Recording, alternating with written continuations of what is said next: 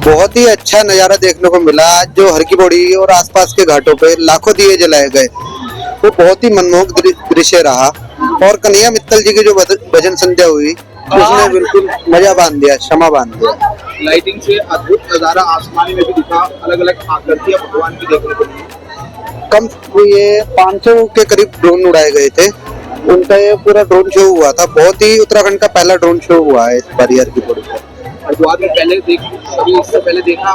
नहीं, ये पहली बार प्रथम ड्रोन शो था हरिद्वार। हर की पौड़ी कैसे दिख रही है आज दीपों के उसमें? इस समय बहुत मनमोहक दृश्य है। आप अपने व्यूअर्स को दिखा सकते हैं, बहुत ही अच्छा दृश्य दिख रहा है इस समय हर की पौड़ी पर।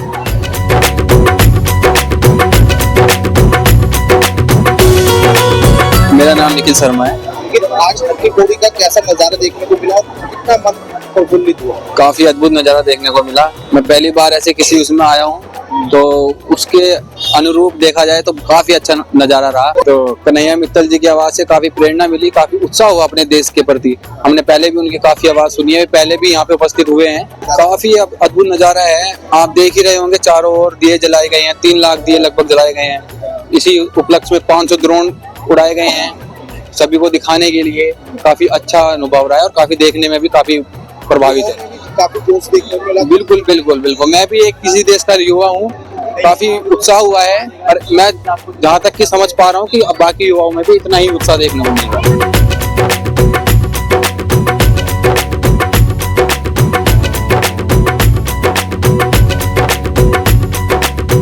दीप दीपावली के उपलक्ष्य में जो ये दीपों से हमारी हर की पैड़ी को सजाया गया था, 3.5 लाख दिए जलाए गए थे हर की पैड़ी से लेके अन्य घाटों तक। और हमारे सनातन धर्म की ये जीत का एक जश्न मनाया गया है। मेरा सनातन हमेशा इसी तरीके से जगमगाता रहे, जिस तरीके से हर की पैड़ी से लेके और अन्य घाटों तक ये दिए जगमगा रहे थे। आज कन्हैया मित्तल जी का प्रोग्राम भी लाइव सुनने को मिला। अब तक तो हम लोग उनको टीवी के माध्यम से सुनते थे, लेकिन आज जब हमने लाइव सुना तो हमारे अंदर जो युवाओं के अंदर जो जोश भरा है उन्होंने सनातन के प्रति, हम बहुत उत्साहित हैं। और हमारे मुख्यमंत्री जी का भी धन्यवाद जिन्होंने, और हमारे प्रशासन का भी धन्यवाद जिन्होंने ये इस तरीके का कार्यक्रम का आयोजन किया और सारे हिंदुत्व को एक साथ जोड़कर, एक ही माला में पिरोकर एक आसमान के नीचे, छत के नीचे हम सब लोगों को इकट्ठा किया। हर की पौड़ी का कैसा नजारा देखने को मिल रहा है, लाइटिंग और दीपों के उसमें? हर की पौड़ी तो मानो ऐसी लग रही है जैसे दुल्हन की तरह हर की पौड़ी को सजाया गया है। मतलब बहुत ही खूबसूरत, चारों तरफ देखने में इतना भव्य, इतना सुंदर नजारा है। अब से पहले हमने ये नजारा अयोध्या जी में देखा था और आज हम अपने स्वयं की आंखों से बिल्कुल सामने प्रत्यक्ष देख रहे हैं कि हर की पैड़ी हमारी दुल्हन की तरह सजी हुई है। 500 जो ड्रोन है उससे भी यहाँ पर शो प्रस्तुत किया गया है। तो बहुत ही सुंदर नजारा है।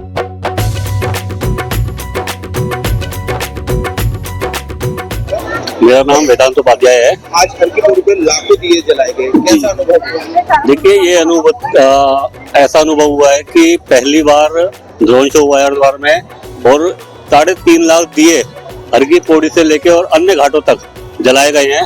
और ये बड़े ही गर्व का विषय है और हमारे सनातनों में, हिंदुओं में बहुत गर्व का विषय है कि आज हमें ये सब दिन देखने का सौभाग्य प्राप्त हुआ है।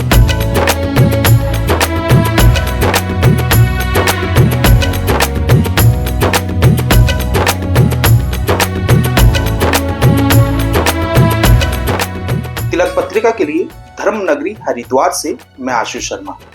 आज हम आपको देव उठान 81 का महत्व बताने जा रहे हैं। मान्यता है देव उठान 81 से भगवान विष्णु सृष्टि का पालन करते हैं। आखिर क्या है देव उठान 81 का महत्व, इस पर बात करने के लिए हमारे साथ मौजूद है हरिद्वार में तीर्थ पुरोहित उज्जवल पंडित जी। बहुत बहुत स्वागत है पंडित जी आपका तिलक पत्रिका पे।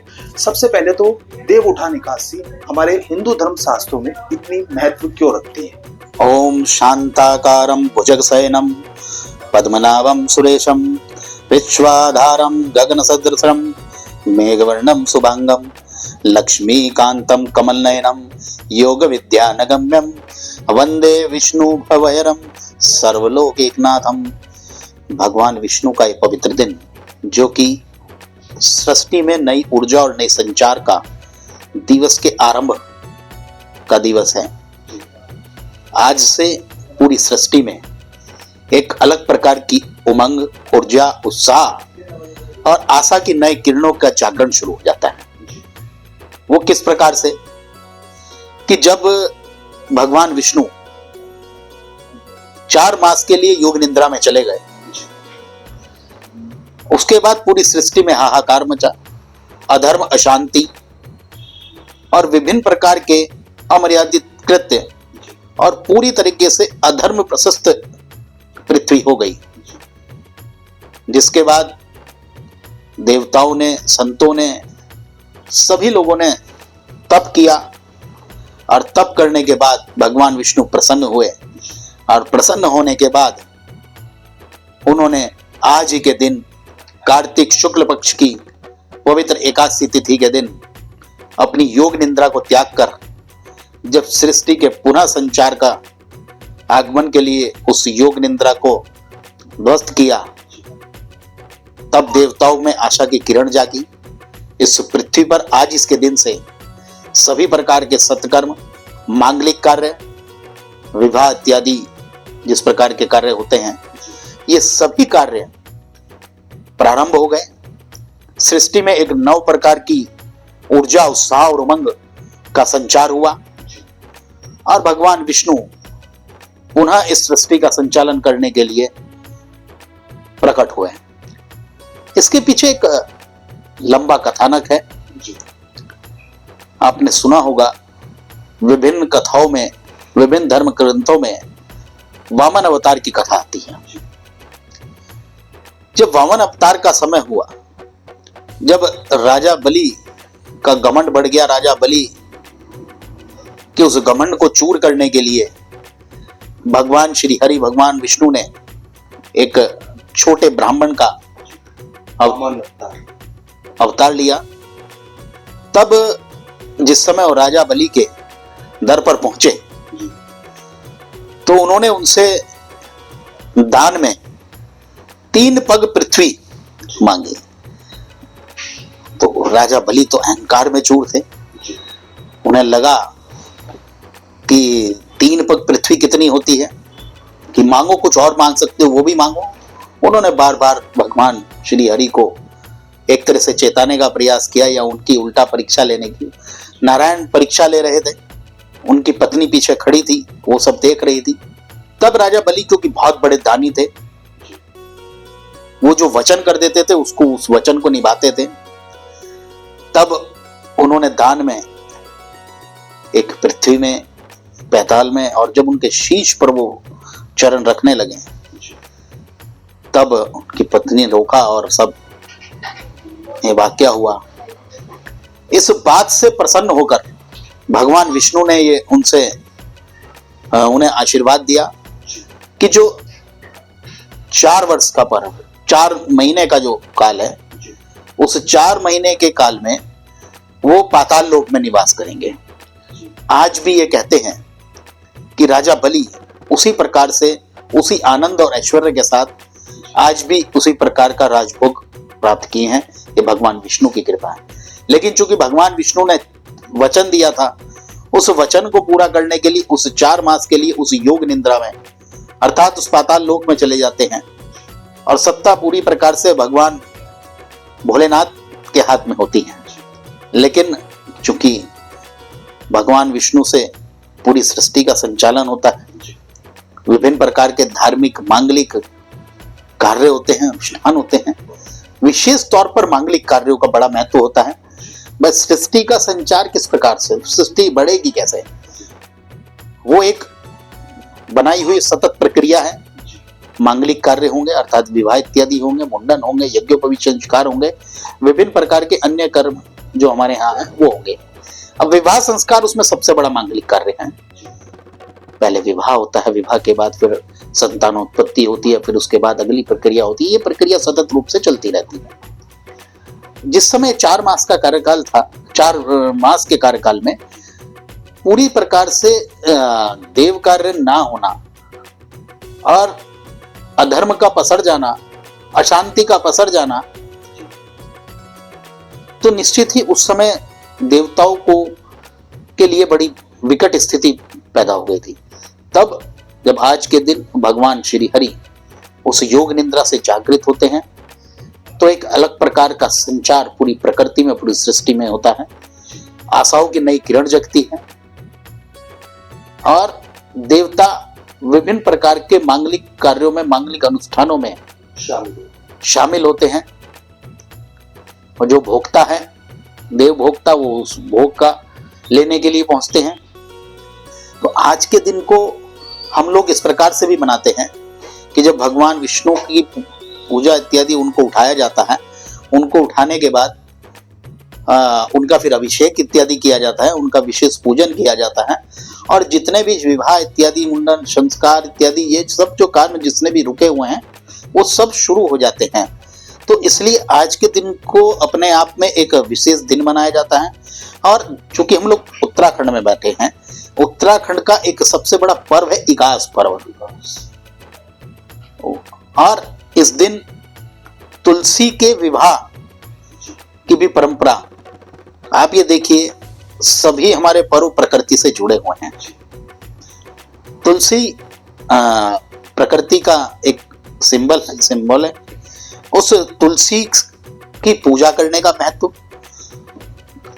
मैं पुरानी आपकी धार्मिक चीजों को छोड़ दूं, अगर अभी जो कोरोना काल गया, ठीक है, दवाइयों ने इन चीजों में करा होगा, लोगों को जो तुलसी कल्प दिया गया, या हमारे घरों में भी आज भी अगर दूर दराज के जो घर हैं उन्हें बुखार इत्यादि हो जाता है तो वहां तुलसी का सत अगर दे देते हैं तो उसका निवारण पूरी प्रकार से होता है। अर्थात तुलसी नहीं, जितने पेड़ पौधे हमारी इस प्रकृति में होते हैं, किसी ना किसी प्रकार से वो हमें लाभ देने के लिए होते हैं। और प्रकृति का हमारे जीवन में, वनस्पति का हमारे जीवन में क्या महत्व है उसको भी समझना चाहिए। किस प्रकार हम उन पौधों की, तुलसी का पौधा एक छोटा पौधा होता है, लेकिन उसकी किस प्रकार रक्षा करनी चाहिए। तुलसी के साथ साथ जितने भी पौधे जितने बड़े हैं उन सब की हमें रक्षा करनी चाहिए। ये भी संकल्प आज के दिन लिया जाता है। और ऐसा कहा जाता है जिनके विवाह में बाधाएं आती हैं, जिनके मांगलिक जिनका जो होते हैं, उनके यहाँ भी अगर दिक्कत आती है तो अगर इस प्रकार का विवाह, तुलसी विवाह किया जाता है तो ये सब दोष खत्म हो जाते हैं। और आज के दिन निर्धन कन्याओं का विवाह करने का भी बहुत बड़ा महत्व आज के दिन होता है। इसलिए जब भगवान विष्णु और भगवान माता तुलसी का विवाह भी आज के दिन सांध्य काल के समय लोग करते हैं। और इसके साथ साथ जो अपने अलग विभिन्न प्रकार के जो मांगलिक कार्य जो हमारे यहाँ जुड़े जाते हैं वो भी आज ही के दिन से प्रारंभ हो जाते हैं। और हम लोग दीपक जलाकर भगवान को घंटे, घड़ियाल, शंखनाद करके ये सब हम लोग आज के दिन भगवान को उठाना। देखिए हम कौन होते हैं, हम क्या भगवान को शयन कराएंगे, हम भगवान को क्या उठाएंगे।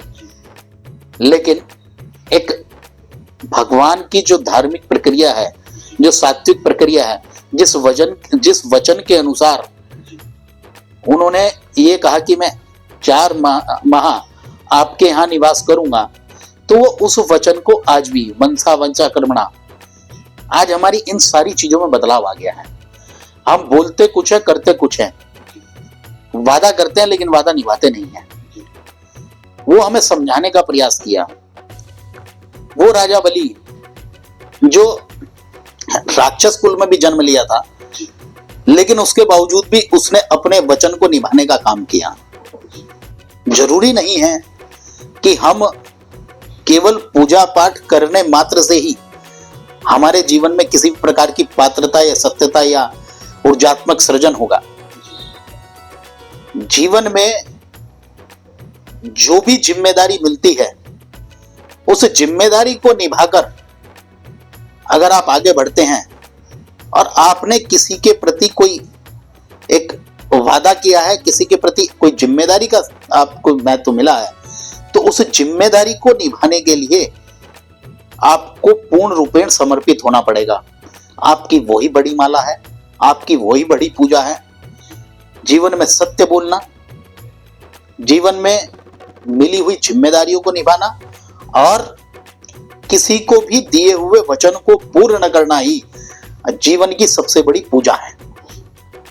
पंडित जी, अगर बात की जाए, भगवान शिव संगार के देवता कहा गए हैं, मगर 4 महीने तक वो सृष्टि का पालन भी करते हैं। क्या भगवान शिव और विष्णु में कोई अंतर दिखता है?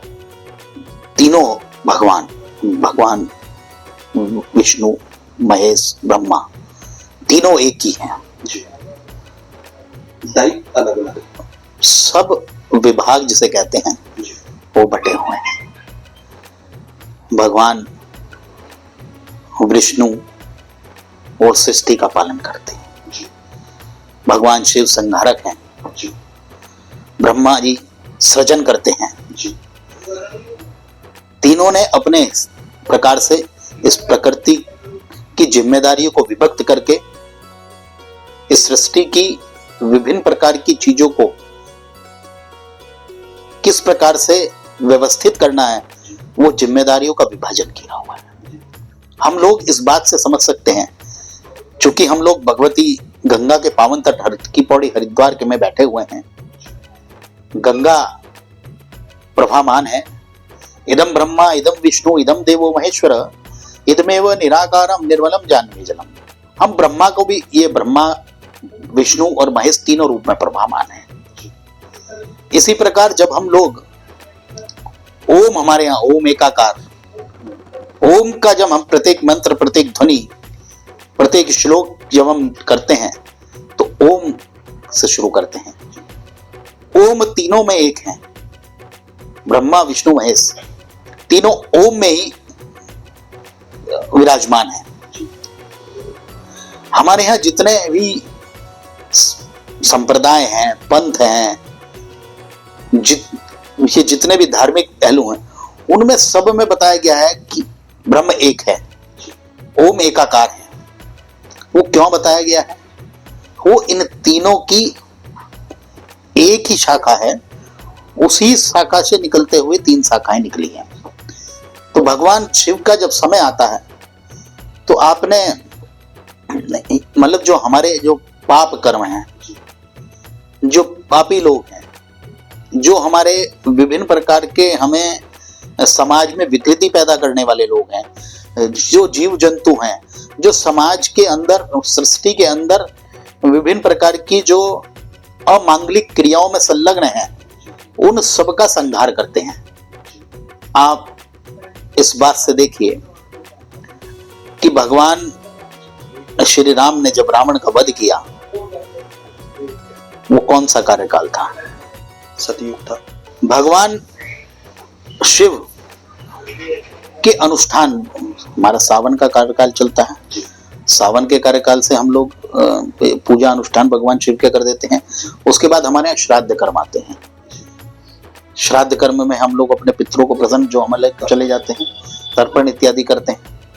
और उसके बाद ये जो हम लोग रामलीला का कार्यकाल, जो रावण का कार्यकाल है, भगवती के अनुष्ठान का कार्यकाल, ये सब कार्यकाल इसी दौरान आते हैं।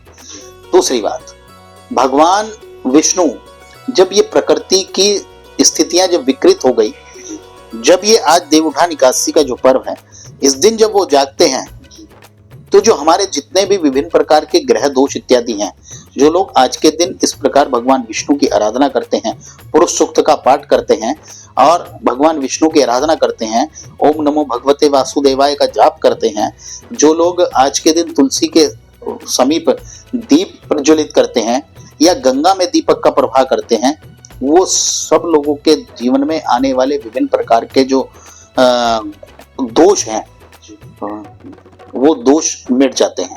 हमारे यहाँ क्योंकि दीपक का इसलिए भी महत्व है, जो दीप प्रज्वलन का है, जो लोग पूरे 1 मास कार्तिक मास में जलाते हैं, वो तुम पाते हैं। दीपक का महत्व क्या है? शुभम करोति कल्याणम आरोग्यम धन संपदा शत्रु बुद्धि नाशाय दीपकाय नमोस्तुते। शुभम करोति कल्याणम, हमारे जीवन में शुभ हो, कल्याण, आरोग्यम धन संपदा, आरोग्य पहला सुख, निरोगी काया। आप आरोग्य रहोगे, निरोगी रहोगे, आपको धन संपदा भी प्राप्त हो। धन संपदा का मतलब सिर्फ पैसे नहीं होते हैं। धन संपदा सबसे बड़ा जीवन का सुख है। सुख क्या है? आप स्वास्थ्य रूप से सुखी रहें, आपका परिवार सुखी रहे, आपके परिवार संचालन में जो अर्थ की जरूरत है, वो अर्थ परिपूर्ण आपको प्राप्त हो। शत्रु बुद्धि नाशाय आरोग्यम धन संपदा। शत्रु बुद्धि नाशाय, शत्रु की बुद्धि का नाश हो, मतलब जो हमारा दुश्मन है, जो हमारे प्रति दुर्भावना रखता है, उसकी उस बुद्धि का नाश हो, उसका नाश ना हो। शत्रु बुद्धि नाशाय, उसकी बुद्धि निर्मल हो, हमारे प्रति उसके अंदर सही प्रकार की भावना जागृत हो। पंडित जी, अगर बात की जाए, जैसा आपने बताया, दीप हमारे जीवन में उजियाला लाते हैं। देव उठान एकादशी पे कई जगह दीपों का शहर से जगमगाहट होती है, हर तरफ दीप ही दीप नजर आते हैं। हर की पौड़ी पर भी पूर्व संध्या पर अद्भुत नजारा देखने को मिला। कई लाख दीपों से हर की पौड़ी हो या उसके आसपास के घाट भी जगमगाए। क्या उस समय का वातावरण होता है जब श्रद्धालु भी वहां पर मौजूद होते हैं? देखिए, 3,50,000 दीपों से हरिद्वार के विभिन्न घाट जगमग हुए हैं। जैसे मैंने बताया, दीपों के लिए ये कहा गया है, दीपक संध्या समय में जागरण प्रज्वलित करने से हमारे पितृ भी प्रसन्न होते हैं, पितरों को प्रसन्नता मिलती है। और गंगा के घाट पर गंगा का आगमन पितरों को मुक्ति देने के लिए हुआ है। और गंगा के घाटों पर जो लोग दीप प्रज्वलित करते हैं या गंगा के अंदर जो दीपों का प्रवाह करते हैं, वो दीपक जो है, दक्षिण की ओर जाने वाली गंगा उत्तर से निकलते हुए दक्षिण पर तक जाती है। और जब हम पितृ कार्य करते हैं तो हमारा मुख दक्षिण की ओर होना चाहिए। पितृ हमारे उधर बसते हैं। और एक और दूसरा है कि दक्षिण जो है वो नकारात्मकता का द्योतक है। वो नकारात्मकता समाप्त हो, वहां भी सही प्रकार का जागरण हो, वहां भी इस प्रकार की प्रकाश का संचार हो कि हमारे जीवन में सत्य कर्म ऊर्जावान हो। हमारे जो अंधकार के जो पक्ष है, जो हमारा अंधकार का पक्ष है, हमारे जीवन में जो कर्म जिस और हम लोग जाना है, जिस अंधकार की ओर हम अग्रसर हो रहे हैं, वहां जाने से रुके, वहां प्रकाश हो और हमारी बुद्धि प्रकाशमान हो। हमारे उन जो प्रकाश से निकलने वाली जो रोशनी है, वो जो हमारे दोष हैं, उन दोषों का भी दोष भी समाप्त हो। इसलिए दीपक का बड़ा महत्व है। हम लोग दीपक जब आरती कोई भी कार्य करते हैं, सबसे पहले दीप प्रज्वलित करते हैं। वो दीप प्रज्वलित करने का महत्व यही है कि जो दीपक की रोशनी है, उस रोशनी से एक सकारात्मक ऊर्जा का सृजन होता है और वो जो आसपास की जो निराशात्मक छवि है, वो सब दूर हो जाती है। और उस प्रकाश की रोशनी से, जिस प्रकार सूर्य जब जागृत होता है, जब सूर्य प्रकाशमान होता है, तो रात के अंधकारे में जितने भी निशाचर होते हैं, वो अपना जितना कौतुक है वो कर लेते हैं। लेकिन जैसे ही सूर्य उगता है, वो जितने भी नकारात्मक शक्तियां हैं, वो जो अंधेरा है, वो अंधेरा समाप्त हो जाता है। इसलिए दीपक को प्रज्वलित करने के साथ साथ हमारे दोनों पहलू हैं। हमारे जीवन की नकारात्मक समाप्त होती है, हमें विशेष प्रकार का प्रकाश प्राप्त होता है। और सांध्य के समय में भी जो दीपक हम लोग करते हैं, हमारे पितृ प्रसन्न होते हैं। और जब पितृ प्रसन्न होते हैं तो देवता प्रसन्न होते हैं। देव कार्य करने से पहले भी पितरों को प्रसन्न करना आवश्यक होता है। इसलिए हमारे जीवन में दीपक का भी बड़ा महत्व है। बहुत बहुत धन्यवाद आपका। आपने अपने विचार हमारे चैनल के माध्यम से दर्शकों तक पहुंचाए। बिल्कुल जिस तरह से इनके द्वारा बताया गया है, देव उठान एकादशी हिंदू सनातन धर्म के लिए विशेष महत्व रखती है और देव उठान एकादशी से ही हमारे सारे मांगलिक कार्य भी शुरू हो जाते हैं। इसीलिए इस एकादशी का इतना महत्व है। देश के पहले धार्मिक न्यूज चैनल तिलक पत्रिका के लिए हरिद्वार से मैं आशुष शर्मा।